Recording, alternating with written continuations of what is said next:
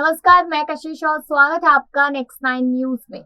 आज के इस खास प्रोग्राम में हम बात कर रहे हैं उनकी जो अब देश के कांग्रेस पार्टी के राष्ट्रीय अध्यक्ष बन सकते हैं। अभी जहां तक के कयास लगाए जा रहे हैं, जहां तक की उम्मीदें लगाई जा रही है, यानी कि आपको बताते चले कि अब चुनाव है यहाँ पर राष्ट्रीय कांग्रेस अध्यक्ष पार्टी के, उसके चुनाव है। अब उसमें कौन जीत हासिल करता है, मल्लिकार्जुन खड़गे या फिर शशि थरूर, ये देखना लाजमी होगा। लेकिन इसके साथ साथ आपको बताते चले कि यहाँ पर मल्लिकार्जुन खड़गे की जिंदगी में काफी कुछ बड़े बड़े पड़ाव देखने को मिले। इससे पहले हम इनकी जिंदगी के बारे में शुरुआत करें, उससे पहले मैं आपको बता देती हूँ कि ईडी के मामले में फंस चुके हैं मल्लिकार्जुन खड़गे।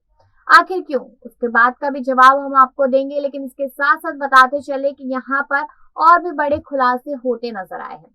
सबसे पहले ये बात तो सबको मालूम है कि राष्ट्रीय अध्यक्ष पद की रेस में कौन कौन दौड़ता नजर आ रहा था। यहाँ पर नाम आया था दिग्विजय सिंह का। यहाँ पर पार्टी चाहती थी, यानी कि सोनिया गांधी, राहुल गांधी चाहते थे कि अशोक गहलोत ये चुनाव लड़े, लेकिन ऐसा नहीं।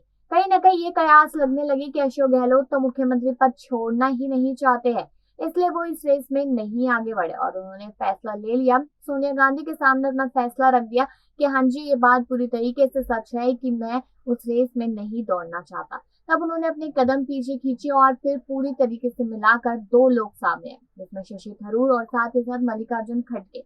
अब मल्लिकार्जुन खड़गे की बात की जाए तो उनके साथ यहाँ पर बहुत सारा समूह मौजूद है, यानी कि तादाद उनके पास बहुत ज्यादा समर्थकों की। बताया तो ये भी जा रहे हैं कि गांधी परिवार भी यही चाहता है कि वही बने। मल्लिकार्जुन की उम्र 80 साल है और एक वरिष्ठ नेता है। उस वरिष्ठ नेता के होने के मुताबिक यहाँ पर उनके पास काफी जानकारी है। और शशि थरूर की बात की जाए तो वो भी ऐसा नहीं है कि किसी मामले में नहीं फंसे, वो भी कहीं ना कहीं मामलों में फंसे हुए। यहाँ तक कि उनकी पत्नी जो थी, उनके मर्डर के मामले में भी कहीं ना कहीं वो अभी भी निगाहों में रहते नजर आते हैं। तो चलिए शुरुआत करते हैं मल्लिकार्जुन खड़गे के बारे में कि आखिरकार अब अध्यक्ष पद पर आने से पहले अगर वो जीत हासिल करते तो कितने बड़े बड़े खुलासे उनकी जिंदगी को लेकर होते नजर आ रहे हैं। बता दें कि मल्लिकार्जुन खड़गे 16वीं लोकसभा में एक वरिष्ठ कर्नाटक राजनेता और भारतीय राष्ट्रीय कांग्रेस पार्टी के नेता हैं। वे कर्नाटक के गुलबर्गा से कांग्रेस सांसद के रूप में चुने गए। वे भारत सरकार में रेलवे के पूर्व मंत्री भी हैं। उन्हें एक स्वच्छ सार्वजनिक छवि के साथ एक सक्षम नेता माना जाता है और राजनीतिक, कानून और प्रशासन की गतिशीलता में अच्छी तरह से ज्ञात माना जाता है। वर्तमान में उन्हें संसद में कांग्रेस पार्टी के नेता के रूप में नामित किया गया है। नरेंद्र मोदी के नेतृत्व वाली एनडीए सरकार के खिलाफ लोकसभा में मल्लिकार्जुन खड़गे को कांग्रेस पार्टी के नेता के रूप में नामित किया गया। उन्होंने लगातार 10 बार चुनाव जीता और लगातार 9 बार अभूतपूर्व चुनाव और गुलबर्गा के हालिया आम चुनावों के लिए विधानसभा चुनाव जीते हैं। वे कर्नाटक से अनुसूचित जाति एमपी हैं। वह 40 साल के लिए विधायक थे और 5 साल के लिए सांसद भी रह चुके हैं। कांग्रेस के अनुभवी और वरिष्ठ नेता मल्लिकार्जुन खड़गे ने शुक्रवार 30 सितंबर को पार्टी के अध्यक्ष पद के चुनावों के लिए नामांकन दाखिल किया। पार्टी आलाकमान के वफादार और भरोसेमंद माने जाने वाले इस दलित नेता की आखिरी वक्त में इन चुनावों में एंट्री ने लोगों में और ज्यादा एक्साइटमेंट बढ़ा दी है। खड़गे का नाम सामने आने के बाद हर कोई इनके बारे में जानना चाहता है कि आखिरकार ये है कौन। किस तरीके से अब एकदम से सामने आ गए और अब सुर्खियां बटोरते नजर आ रहे हैं। लोग जानना चाहते हैं कि आखिर क्यों ये कांग्रेस पार्टी के पसंदीदा उम्मीदवार के तौर पर अचानक सामने आए। इनकी जिंदगी कैसी रही, कैसी राजनीति में दाखिल हुए, इनके परिवार में कौन है, इनकी आर्थिक स्थिति कैसी है। तो अगर आप भी जानना चाहते हैं सामान्य परिवार में आने वाले बेदाग छवि के खड़गे के पास कितना पैसा है, तो चलिए बताते हैं। साल 2019 के 17वें लोकसभा चुनाव में कर्नाटक के गुलबर्गा में कांग्रेस के अनुभवी नेता मल्लिकार्जुन खड़गे का मुकाबला बीजेपी के उमेश जाधव से हुआ था। इस चुनाव के नामांकन के वक्त उन्होंने अपनी संपत्ति को लेकर शपथ पत्र दाखिल किया था, जिसमें उन्होंने कुल चल अचल यहाँ पर 15,77,22,896 करोड़ दिखाई थी। इसके साथ उन्होंने अपनी देनदारियां 31,22,000 दिखाई थी। इस तरह से देखा जाए तो आज से 5 साल पहले वे 15 करोड़ रुपए से अधिक संपत्ति के मालिक थे। उस वक्त उनकी चल संपत्ति 2 करोड़ से अधिक थी और यहाँ पर 2,46,46,334 रुपए थी। उनकी अचल संपत्ति की बात की जाए तो 13 करोड़ रुपए से अधिक, यानी 13,30,76,563 करोड़ रुपए दिखाई थी। 10 जून साल 2020 की टाइम्स ऑफ इंडिया की एक रिपोर्ट के मुताबिक पूर्व पीएचडी देवेगौड़ा और मल्लिकार्जुन खड़गे की संपत्ति 15 महीनों में 40% से अधिक बढ़ गई। रिपोर्ट में बताया गया था कि उस वक्त कांग्रेस के दिग्गज नेता मल्लिकार्जुन खड़गे की अचल संपत्ति में 15 महीनों में 40% से अधिक बढ़ोतरी हुई है। इस बड़ी संपत्ति का आकलन खड़गे ने लोकसभा चुनाव लड़ने के बाद नामांकन पत्र के साथ दायर हलफनामे के आधार पर किया था।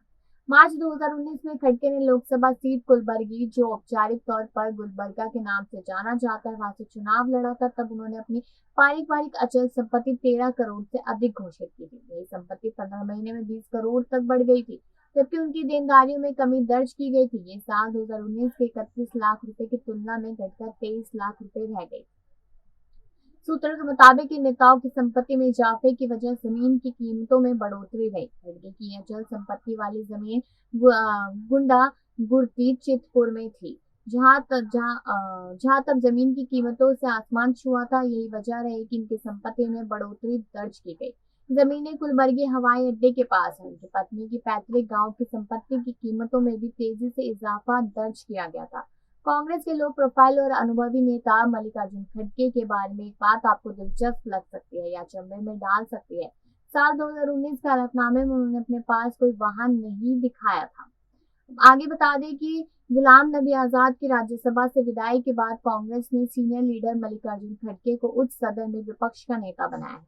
हालांकि चर्चाएं थी कि वो राज्यसभा में नेता के रूप में कांग्रेस की पसंद हो सकते हैं। आमतौर पर खड़गे को सोनिया प्रमुख यहाँ पर विश्वास पात्र माना जाता है। माना जा रहा है कि फैसला सोनिया द्वारा ही लिया गया है। खड़गे जब साल 2014 में दिग्गज कांग्रेस नेताओं के रहने के बाद भी लोकसभा में कांग्रेस के नेता बनाए गए थे, तब लोग हैरान हुए थे। तब साफ तौर पर ये बात सामने आई थी कि ये फैसला सोनिया का था, जिन्होंने खड़गे को यह अहम जिम्मेदारी सौंपी थी। ये लोकसभा में उनका दूसरा कार्यकाल भी था। पहले कार्यकाल में खड़गे मनमोहन सरकार में केंद्रीय मंत्री थे। उन्होंने आमतौर पर श्रम मामलों का विशेषज्ञ माना जाता है। वो एक वकील के तौर पर श्रम संबंधी मुकदमे लिया करते थे और लंबे समय लेबर यूनियन और लेबर आंदोलन से भी सक्रिय तौर पर जुड़े रहे। यहाँ पर 80 साल के मल्लिकार्जुन खड़गे पहली बार ही राज्यसभा में कुछ समय पहले चुनकर आए थे। जल्दी ही वो यहाँ विपक्ष के नेता भी बन गए। लेकिन अगर अनुभव और काबिलियत के हिसाब से देखा जाए तो वो सक्षम और ईमानदार नेता है, जिनकी इमेज क्लीन भी रही है। लेकिन कहीं ना कहीं कयास लगाए जा रहे हैं, ऐसे खबरें उड़ रही है कि ईडी के मामले में फंसते नजर आए मल्लिकार्जुन, क्योंकि अचानक से 13 करोड़ की संपत्ति जब 20 करोड़ में बदली, उसके बाद ये सवाल लगातार उठने लगे। लेकिन अब चुनाव है, यहाँ पर राष्ट्रीय अध्यक्ष के कौन बनेगा, शशि थरूर या फिर मल्लिकार्जुन, ये देखना यहाँ पर वाजिब होगा कि आखिरकार कौन यहाँ पर जीत हासिल करता नजर आता है। क्योंकि अगर आंकड़ों की बात की जाए तो शशि थरूर के पास इतने आंकड़े नहीं है, लेकिन उनके पास नॉलेज भरपूर है। और वहीं मल्लिकार्जुन की बात की जाए तो उनके पास भी नॉलेज बहुत है, लेकिन आंकड़ा भी बहुत है।